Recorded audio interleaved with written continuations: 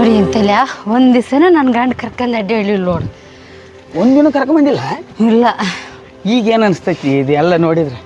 ಚಲೋ ಅನಿಸ್ತೈತಿ. ಹೇಳಿ ಜನ ಪಕ್ಕ ನೀನು ಬಿಡ್ಬಾರ್ದು ಅನಿಸ್ತೈತಿ. ಬುಡ್ಗಲ್ ಹೋದಿಲ್ಲ ಬಾ ಗಡಗಡ ಬಾ.